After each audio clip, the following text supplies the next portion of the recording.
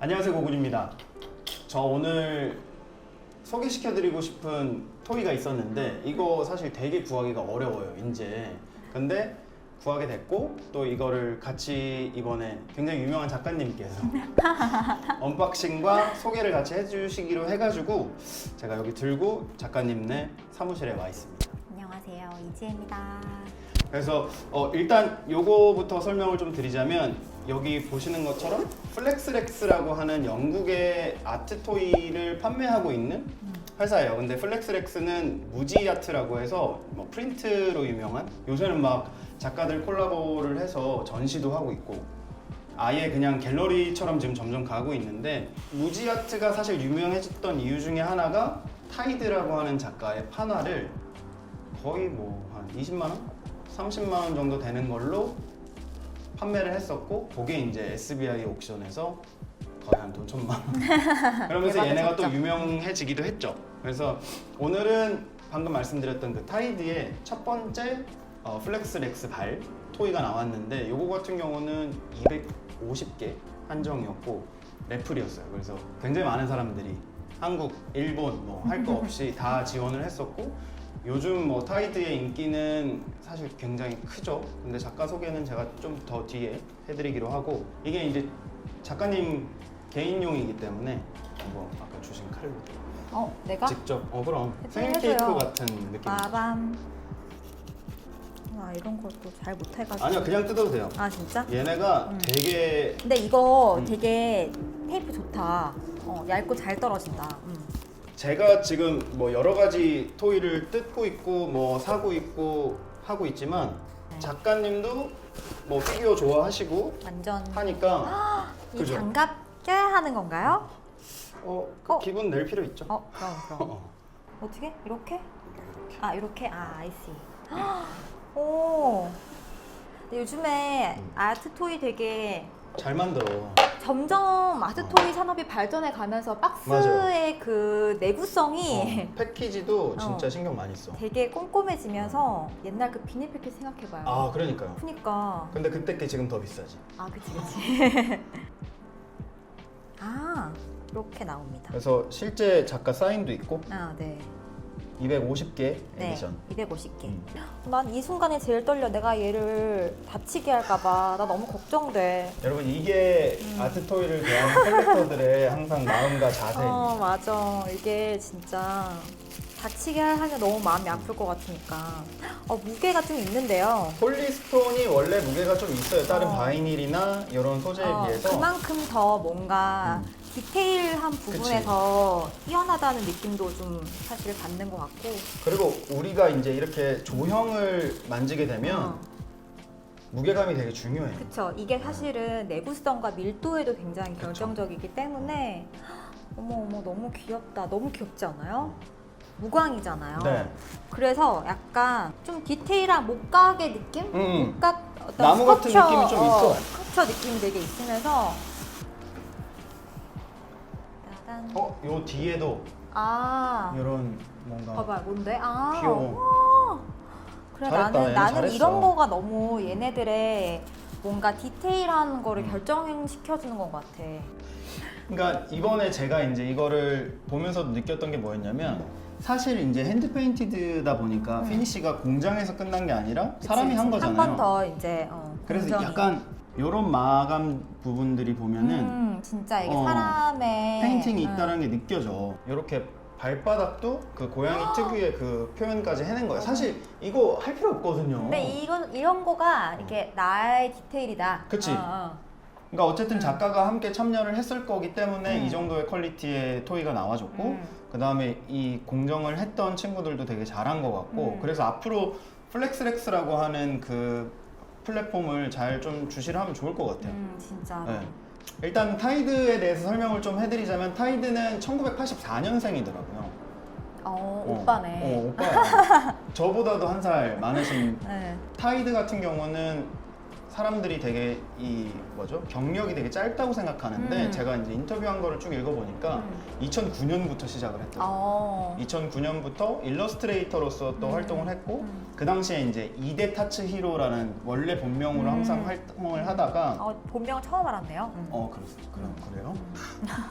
근데 이제 이게 외국에 점점 이 작가가 좀 알려지기 시작한 거예요. 근데 우리는 들었을 때 그래도 일본인 이름을 들으면 어디서 띄어쓰기 할지가 느껴지는데 이게 서양인들 입장에서는 정말 어디가 쉼표인지를 모르는구나. 이데타 츠히로인지 그게 없었대. 그래가지고 그걸 자꾸 이제 줄여야 되니까 자기가 타츠히로 이데에서 T를 살리고 뒤에 이데를 붙여서 타이드가 된 거예요. 어머, 너무 그거는 이제 한 2년 전부터 그러니까 다들 자기 이름을 어떻게 부르는지도 모르고 하니까 그걸 좀 바꾸기 시작했고 그때 사실은 타이드가 갤러리를 바꿨어요. 그리고 자기 솔로전을 했었고 그리고 원래는 이 아크릴 작업을 했던 게 아니라 그런 작업을 했대요. 연필로. 왜냐면 이 친구는 다 모노크롬으로 하니까 다 흑백으로만 작업을 하잖아요. 그러니까 그치. 색이 없는 거지. 근데 그만큼 음영을 잘 넣고 그래서 그거를 계속 작업을 하다가 연필로도 충분했겠지만 아무래도 연필로 하려고 하다 보니까 시간도 많이 걸리고 표현의 한계도 많이 있지. 본인이 느꼈을 것 같아요. 그리고 큰 작업을 할 수가 없어서 아크릴로 바꾸기 시작했다고 하더라고요. 맞아. 이게 드로잉이나 스케치나 그런 거 너무 좋지만 작품이 큰 사이즈의 제작이 어렵다는 단점이 있으니까. 그래서 2년 전에 그 개인전을 할 때 처음으로 150호짜리를 작업을 해봤다고 하고 이 친구가 원래는 고양이를 그린 게 아니라 고양이 인형을 그렸었대요.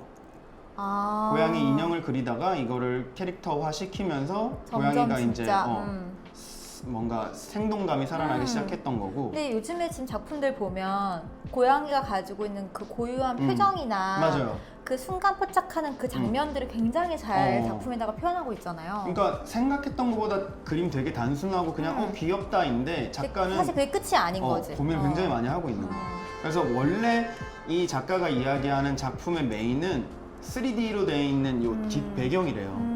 그러고 얘를 하나 넣었던 게 시작점이었고 그 다음에 영향을 받은 작가들이 있는가라고 했을 때 저는 이 작품은 처음 봤는데 리히슈타인을 넣은 거예요. 그러니까 이런 것도 봤을 때는 작가가 우리가 생각했을 때는 되게 기본적이고 단순한 일러스트레이션만 하는 것 같지만 그게 아니라 방금 말씀하신 것처럼 고민을 진짜 많이 하는 거다. 이거 되게 사진 같잖아요. 진짜 사진 같아요. 그러니까 제가 봤을 때 이렇게 작품력이 좋았나? 그니까 항상 작품에 보면 침대나 양탄장, 소파 위에 올라가 있잖아. 근데 고양이들 특성이 사실 그렇잖아요. 그렇기도 하죠. 나는 그래서 그게 너무 고양이 또 그걸 잘 표현했다라고 생각했거든요. 근데 그거는 제가 봤을 때 작가가 의도를 했을 수도 있을 것 같아. 근데 막 이랬는데 작가는 고양이 키운 적이 없어. 고양이들 잘 몰라. 몰라. 알고 보면 강아지 매니아야. 그러니까 뭐 그럴 수 있는 거죠. 근데 사실 네, 그렇게 저는 제가 어쨌든 이 작가의 이번 이 조형도 너무 좋았지만 사실 작가를 공부하면서 알게 된 이 작가의 내용도 사실 되게 좋더라고요. 그러니까 이게 사람들이 우리가 아까도 잠깐 그 얘기를 촬영 전에도 했지만 그 뭔가 더 많이 거래가 되거나 더 많이 그리는 작품들이나 소재들이 당연히 있기는 하지만 피규어가 점점 그만한 그런 스펙트럼을 넓혀져 가고 있으면서도 더 이게 작품의 장난감으로서 접근이 아니라 스컬프처의 어떤 부분으로 가고 있는 거죠. 너무 귀엽다 진짜. 작가를 살리고 죽이는 거를 사실 컬렉터나 이쪽에 이제 관심 있는 분들이 많이 하는 경우가 있어요. 그래서 이게 뭐 유명해졌을 때 그리고 사람 심리가 그렇잖아요. 내가 못 가지면 괜히 너도 그게 갖지 마. 약간 논개 마음, 논개 심리랄까? 그래서 한때 한국에서 그런 얘기들이 좀 있어. 일본에서도 있었고. 약간 근데 원래 그게 일본 발인가요? 아니면 한국 발인가요? 제가 어떤 블로그에 써져 있는 글을 봤을 때 그분이 일본에 계신 한국 분인데. 그러니까 나도 그걸 봤거든. 그래서 그거 보면서 맞아, 그런 얘기가 나왔었지. 근데 이제 그분 얘기로는 이게 너무 이제 갑자기 뜨다 보니까 뭔가 근본이 없는 작전 세력이다. 마치 서쪽에 흐르는 탁한 물처럼. 근데 저는 있을 수는 있다고 생각해요. 뭐든 간에 어떻게 보면 카오스도 그런 작가 중에 하나라고 볼 수도 있는 거지. 아니 근데 그거를 아다르고 어다른 거 아닐까? 맞아. 이거는 세력이라고 보는 게 아니라 서포트라고 볼 그렇지, 수도 그렇지. 있는 볼 거고 수도 있는 거죠. 픽을 해서도 후원자라고 볼 수도 있는 건데 아직 예전부터도 후원자의 개념은 항상 있어 왔고 그럼. 그게 미켈란젤로도 지금까지 그랬으니까. 그럼 지금까지 미술 작품을 계속 현재까지 거래할 수 있게 하는 대부분의 되게 좋은 사실 후원자들이 얼마나 많았는지. 왜냐면 작가분들도 처음부터 유명해지는 게 아니라 먹고 살기 힘들거든요. 그럼. 근데 그랬을 때 갤러리가 됐든 아니면 컬렉터가 됐든 뭐 주변 사람 누군가가 밥이라도 한 끼 주고. 아니 옛날에 뭐 사랑가마니의 그러니까. 작품하고 그런 작품들을 맞아. 사실 다 제일 잘 보관해 줬기 때문에 우리가 지금도 보고 볼수 즐길 있는 수 거지. 있는 부분들도 우리가 간과해서는 안 되는 것 같고. 그러니까 되게 많이 알려져 있는 게 뭐 반고흐 같은 경우도 되게 힘들었잖아. 그럼요. 뭐 작품 하나밖에 못 팔았고. 그러니까. 뭐 바스키아도 그랬고. 그럼. 그러니까 그런 것들을 봤을 때 당연히 저는 있어야 된다고 생각을 하는데 그거를 사실은 또 바라보는 방금 말씀하신 것처럼 바라보는 시선에 따라서 나쁘게 볼 수도 있고 또 좋게 볼 수도 있는 거죠. 근데 네. 이제 타이드는 조금 피해를 입은 케이스였지. 근데 그 모든 게 지금 무언가를 바로잡거나 정답이 나온다기보다는 시간이 조금 흐르면서 작가의 역량이나 작품력에 맞아요. 따라서 또 다시 한번 정리가 되지 않을까. 그리고 솔직히 한국에서 타이드 원화 보신 분들이 많이 없을 거예요. 그쵸. 왜냐면 한국에서 전시를 아직 한 적도 없었고 그치. 그리고 뭐 우리나라 경매에서 나왔던 게 판화지 그치. 원화가 나온 적이 없었죠? 없어요. 그리고 얼마 전에 이제 롯데에서 뭐 전시 한번 했었잖아요. 그때 원화가 맞아. 하나 있었죠. 붙어 있었던 게 그치. 있었는데 가족이었죠. 그런 것도 또 그때 그가 그려낸 거랑 왜냐면 그치. 제가 알기로는 그 작품도 꽤 된 작품이어서 지금의 이 작가가 그려내는 거랑 확실히 다를 수 있기 때문에 그거를 이제 평가할 수는 없는데 어쨌든 사람들이 이야기했던 거는 그거였어요. 작가가 거품이 많이 끼어 있고 그 다음에 갤러리도 뭔가 이상하고 이 자체가 이 작품과 이 작가를 띄우는 모든 이유가 세력들 때문에 기반이 되어 있다라고 그쵸. 하는 시각이 좀 있긴 했었던 것 같아요. 치고 빠지자 막 이런 게 있었어요. 근데 제가 그때 이제 작가님한테도 말씀을 드렸던 거지만 꼭 이렇게 뭔가 조금 영한 작품이나 피규어를 내가 그래도 거의 100만 원이 넘는 돈이니까 투자라고 하기보다는 어쨌든 물건을 살 때 그 들어가는 돈을 생각해 보면 작은 돈은 아니거든요. 그럼요. 지금 생각해 보면 장난감에 100을 태워? 약간 이런 거야. 그치. 제가 이제 알려드리는 방법 중에 하나는 그거예요. SNS가 워낙 발달이 돼 있으니까 맞아. 정보는 누구에게나 다 열려 있어요. 그럼. 조금만 파면 돼. 그 정보를 얼마나 내가 열심히 그렇지, 성의 그렇지. 있게 재빠르게 취득하느냐가 관건일 수 있죠. 그래서 그거를 네이버 검색하지 마시고 구글링을 조금만 하시면 물론 타이드는 좀 어려워요.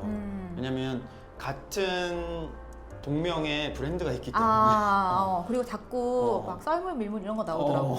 그래서 그렇지만 어쨌든 그것도 다 방법이 있으니까 그렇게 들어가다 보면 이 작가의 작품을 누가 컬렉팅하고 있고 그치. 이 작가를 누가 뭘 했었고 뭐 어디서 전시를 했었고 하는 거가 분명히 나오거든요. 그쵸. 그러면 그것들만 봐도 사실 불안감이 좀 확실히 해소가 돼요. 그럼요. 그러니까 내가 무언가를 확신을 가지기가 조금 어려운 상황이라면 좋은 참고가 될 만한 것들을 적극적으로 활용해 보는 게 사실 되게 중요한 중요하죠. 부분인 것 같아요. 그러니까 우리가 뭔가 물건 살 때 열심히 찾아보잖아요. 그치. 이게 얼마나 좋고 뭐 가성비가 좋은지 나쁜지 이런 고민을 막 해보는데 미술품도 똑같아요.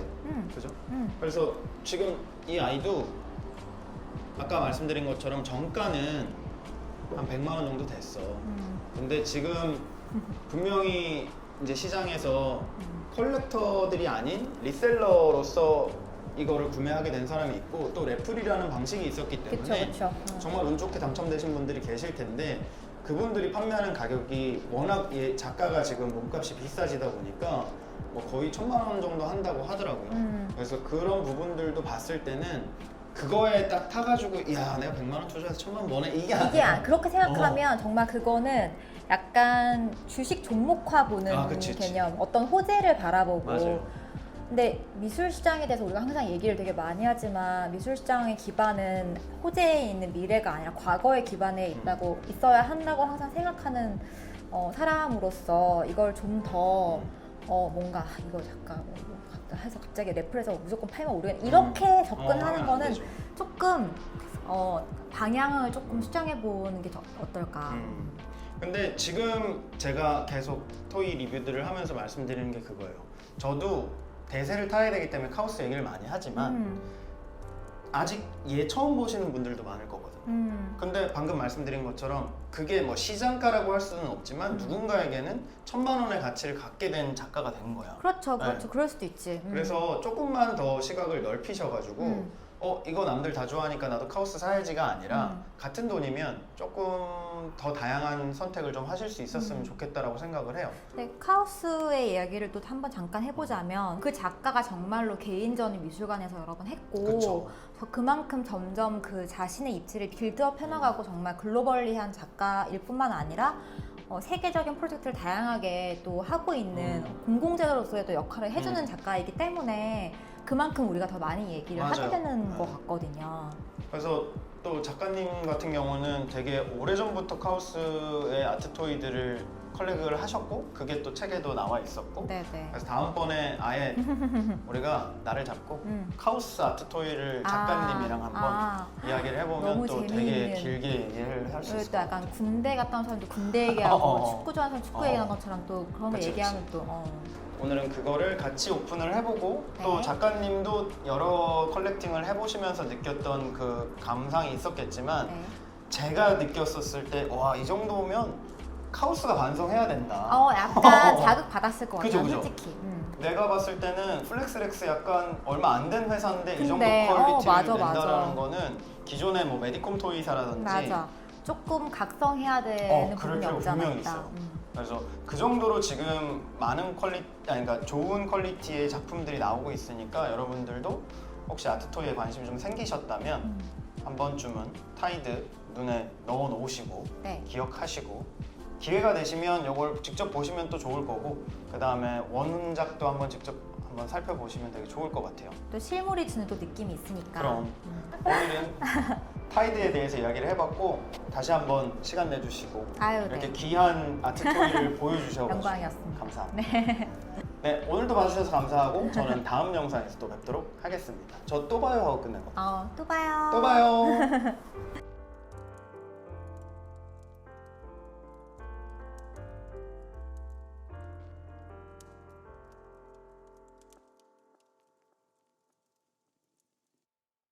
그럼 저는 다음 나 뭐라고 하고 끝냈지 항상?